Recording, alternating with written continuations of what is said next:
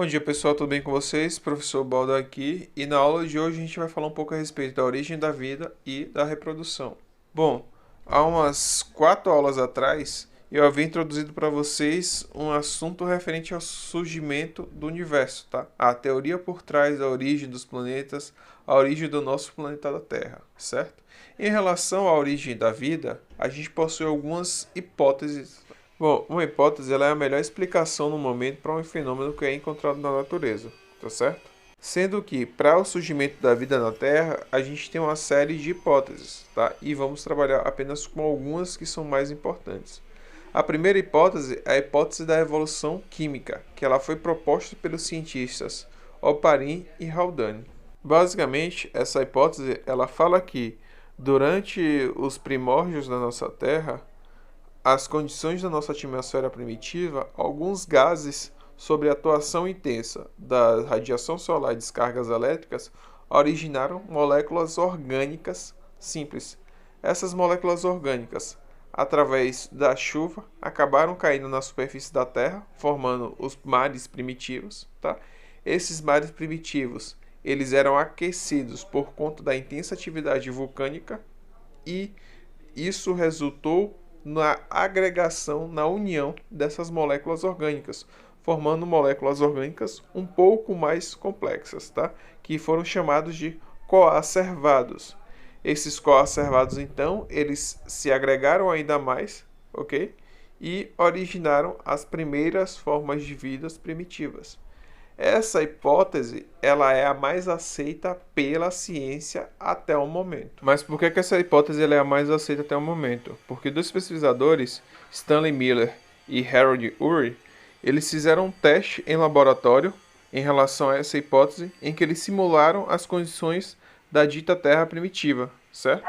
E o resultado que eles obtiveram no teste deles foram muito similar à proposta de Oparin e Haldane, ou seja, eles obtiveram moléculas orgânicas, tá, que são primordiais para a formação do que seriam os coacervados.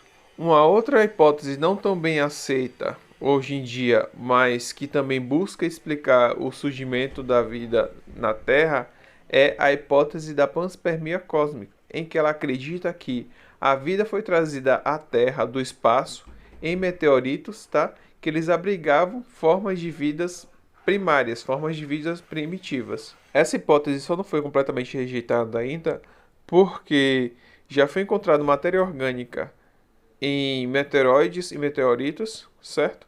E porque alguns organismos microscópicos que, em teoria, eles conseguem suportar uma viagem espacial até a Terra, ok? Porém, apesar de não ter sido completamente rejeitada, existem muitos poucos adeptos na ciência a essa hipótese da panspermia cósmica. Uma outra hipótese para explicar o surgimento da vida na Terra é o criacionismo, ou a hipótese criacionista, que ela se baseia na crença religiosa de que a humanidade, a vida, a Terra e o universo são criações de Deus. Bom, as hipóteses a respeito da origem da vida na Terra, elas buscam explicar como é que a vida surgiu a primeira vez na Terra. Porém, ela não fala de como é que essa vida se multiplicou na Terra. Por mais que hoje seja simples explicar como é que a vida se multiplica na Terra, antigamente existia uma série de discussões, tá, a respeito de como esse processo poderia ocorrer, ao ponto em que os indivíduos criavam receitas sobre como a vida poderia surgir espontaneamente na Terra, como é o caso nessa situação aí desse pesquisador chamado Jean-Baptiste Van Helmont, em que ele dizia que se você colocasse uma camisa suada em um canto tranquilo na casa, junto com pedaços de pão, e esperasse 21 dias, essa camisa ela ia aparecer rasgada com uma ninhada de camundongos que surgiam nela espontaneamente. Que essa combinação ela tinha capacidade de gerar seres vivos. No entanto, existiam alguns grupos de cientistas que não aceitavam essa ideia de que a vida ela poderia se multiplicar a partir do nada, a partir de matéria bruta. E isso gerou discussões dentro do meio científico que durou alguns séculos até chegar a uma conclusão, tá? tá? E basicamente essas discussões elas se dividiam entre a teoria da abiogênese e a teoria da biogênese, que é o que a gente vai estar discutindo nas próximas aulas. Bom, pessoal, a aula de hoje é até aí, ok?